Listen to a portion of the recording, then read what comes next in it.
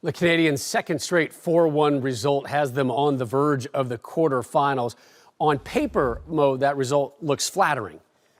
The reality of it, what was it for you? It didn't always feel that way, especially in that first half. I think Haiti was actually the better team in the first half. Canada got that opening goal early on in the game, but then Haiti settled into the game. They dominated in midfield.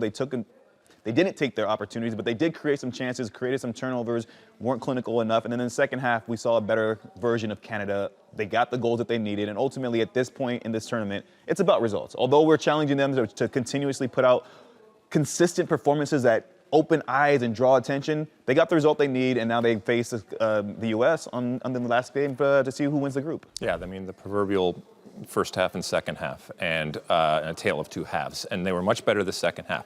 You know, having said that, keep in mind, this is a Canada team that hasn't qualified for a World Cup since, 1986?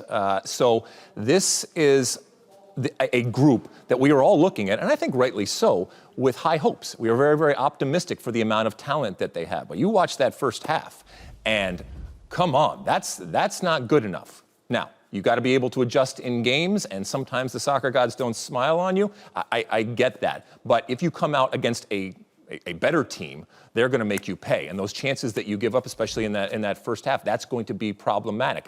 So I was underwhelmed by Canada in totality. Having said that, it's a tournament, 2 wins, thank you very much. I thought John Herman was right in terms of his decisions when it came to yellow cards. With 6 players on yellow cards, he still started them and recognized whatever happens with the U.S. game is going to happen. But right now, we need to get points. So that's a tournament type of mentality that I think is going to serve them well going forward. And I can't wait to see this Canada team play against the U.S. Let's talk about Kyle Larin real quick. He becomes the 3rd player at this Gold Cup to have a multi-goal game.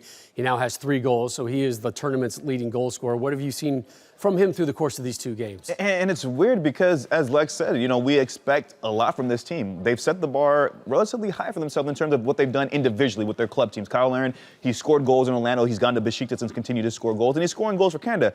I wasn't blown away by his performance today, but ultimately, we judge strikers on you getting goals. I think the way that himself and Cavallini played in this game, they didn't combine well. They didn't create the chances that we thought that they would create. But he finishes the game with 2 goals. He has 3 goals for the tournament, so you can't really knock him too much because he's being effective. He was being effective. I mean, this team, I think, is going to grow into this tournament. And once again, I'm not ready to throw them out. I still believe that this is a good Canadian team, and yes, they're missing some players, but this is a team that I think deserves our attention, and I'm looking forward to them through the rest of this tournament, and then obviously I'm looking forward to them in the octagonal. Well, and also, guess when we'll be able to really gauge how good Canada is? Yes. Sunday on Fox when they take on the United States.